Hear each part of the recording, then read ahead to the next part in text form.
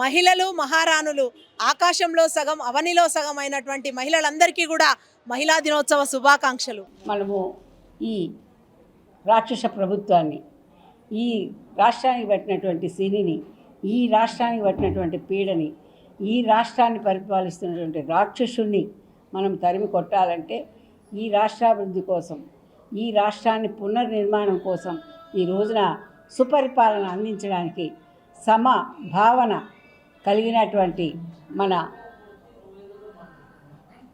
నారా చంద్రబాబు నాయుడు గారి నుండి, అదేవిధంగా జనసేన అధ్యక్షుడు పవన్ కళ్యాణ్ గారు ఇరువురు ఒక రామలక్ష్మణుల వలె ఈ రాష్ట్రాన్ని కాపాడడానికి, ఈ రాష్ట్రాన్ని పరిపాలించడానికి వారందరూ కూడా కొన్ని మంచి నిర్ణయాలతో ప్రజాస్వామ్యాన్ని పరిరక్షించే విధంగా కూడా తీసుకొని ఉమ్మడిగా మరి రాష్ట్ర పరిపాలన చేయాలని వారి ఇరువురు పూనుకొని ఈ రోజున ఈ రాష్ట్రంలో కదలికలు ప్రజల్ని చైతన్యపరుస్తున్నటువంటి ఈ పరిస్థితుల్లో తప్పకుండా మరి జనసేన తెలుగుదేశం పరిపాలించే దిశగా వారికి కూడా మనము వారికి అధికారం ఇవ్వడానికి కొన్ని సీట్లు వాళ్ళకు కూడా కేటాయించడం జరిగింది.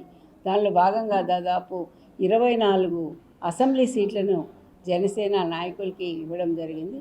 దానిలో వాళ్ళు ఎవరిని నిర్ణయిస్తారో వాళ్ళు ఆ ప్రదేశాల్లో మరి కంటెస్ట్ చేసే విధంగా కూడా నిర్ణయాలు తీసుకోవడం జరిగింది. దానిలో భాగంగా తిరుపతి అందరికి కూడా మరి ఆమోదయోగ్యమైనటువంటి ఆ కలిగిన పాదాల చెంత నిలబడితే మనకు మంచి ఆశీస్సులు ఉంటాయని అందరి కూడా ఉంటుంది. ఆ క్రమంలోనే మరి నందమూరి తారక రామారావు కానివ్వండి, మన ప్రజారాజ్యం పార్టీ పెట్టినప్పుడు మన చిరంజీవి గారు కానివ్వండి, అదేవిధంగా ఈరోజు జనసేన పార్టీ పెట్టిన తర్వాత మన పవన్ కళ్యాణ్ కానివ్వండి, అందరూ కూడా తిరుపతి నగరంలో నిలబడడానికి ఆసక్తి చూపిస్తున్నారు. ఇక్కడైతే అన్ని రకాల ప్రజలు కూడా అన్ని విధాల మేధావులు, విజ్ఞానవంతులు అని ఒక ముఖ్యమైనటువంటి ఒక నమ్మకంతో తిరుపతి నగరంలో కూడా నిలబడాలని అనుకుంటున్నారు. మరి దాన్ని మేము కూడా మా అధినాయకులైన నారా చంద్రబాబు నాయుడు గారి నుండి, పవన్ కళ్యాణ్ గారి నుండి తీసుకునేటువంటి ఉమ్మడి నిర్ణయాలకు ఇరు పార్టీల కార్యకర్తలు, ఇరు పార్టీల కుటుంబ సభ్యులు అందరూ కూడా ఏకతాటిపై నిలిచి విజయమే ధ్యేయంగా కూడా మేమందరూ కృషి చేయడానికి అందరం కూడా ఇప్పటికే ప్రిపేర్ అయి ఉన్నాము. సీట్లు ఎవరికి కేటాయిస్తే వాళ్ళనే గెలుపు దిశగా మేము మా నడక అనేది ఉంటుందని కూడా స్పష్టం చేస్తాం. జనసేన కేటాయించమన్న మాట వాస్తవము. జనసేన కేటాయిస్తున్నటువంటి మాట చెప్పడం జరిగింది నిన్నటి రోజున అచ్చెన్నాయుడు గారు వారి యొక్క చర్చల్లో. అదే మాకు కూడా నేను తర్వాత మన జిల్లా తెలుగుదేశం పార్టీ అధ్యక్షుడు తిరుపతి జిల్లా అధ్యక్షుడు నరసింహ యాదవ్ గారు ఇరువురిని కూడా పిలిచి మా ఇద్దరితో కూడా సమిష్టిగా కూడా చెప్పడం జరిగింది. మేము కూడా ఏం చెప్పామంటే పవన్ కళ్యాణ్ గారు అయితే అందరం కూడా కలిసి ఆయన గెలిపే ధ్యేయంగా కూడా కృషి చేయడానికి, గెలిపించడానికి కూడా ప్రతి ఒక్కరు కూడా కంకణబద్దులై ఉన్నాము. దాంట్లో ఎలాంటి సందేహపడాల్సిన అవసరం లేదు.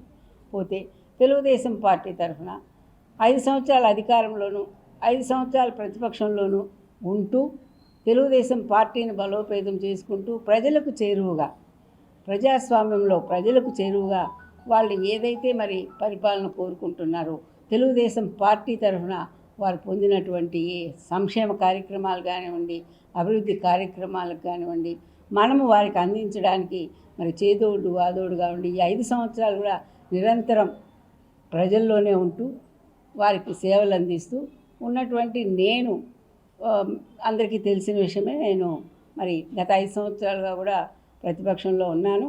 అయినప్పుడు కూడా నా డిక్లరేషన్ అనేది కొంచెం తారుమారైన మాట ప్రతి ఒక్కరికి తెలిసిన విషయమే.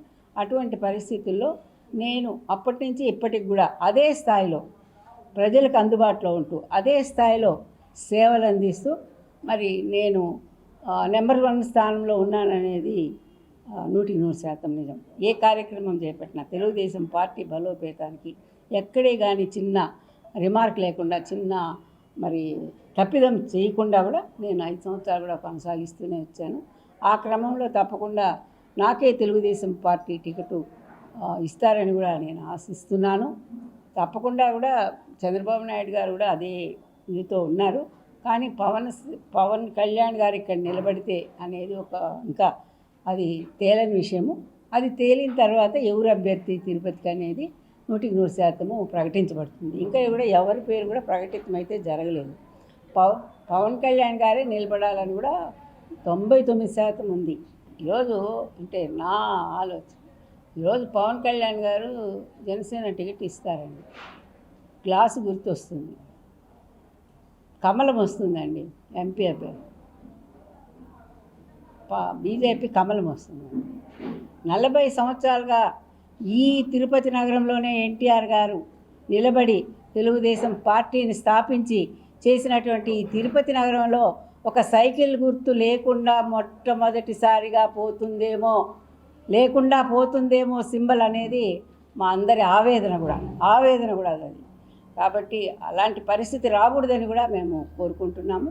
తప్పకుండా ఇంకా అలాంటి పరిస్థితులు ఎదురైతే తప్పకుండా మరి జనసేనలో పవన్ కళ్యాణ్ కాకపోతే నేనే అక్కడ కూడా 2వ స్థానంలో ఉంటాననేది కూడా 100% వాస్తవం. ఎందుకంటే గెలిచే అవకాశాలు ఎక్కువగా ఉండేది నాకే అని నేను 100% చెప్పను. ఎందుకంటే నాకు ఆ అర్హత ఉంది, నేను పని చేశాను, నేను కష్టపడినాను, అంతేగాని నేనేం ఊరికే కోరడం లేదు. ఎవరినైనా అడగండి, మీ సర్వేలు మీకు ఉన్నాయి కదా, సర్వేలు కూడా చూడండి. నేనేం నాకే ఇవ్వమని నేను ఒక మొండి పట్టుదలగా కూడా లేను. కాబట్టి వీటన్నిటినీ కూడా గుర్తు లేకుండా తిరుపతి నగరంలో పోటీ చేయాల్సి వస్తుందనేది నా యొక్క ఆవేదన ముఖ్యంగా.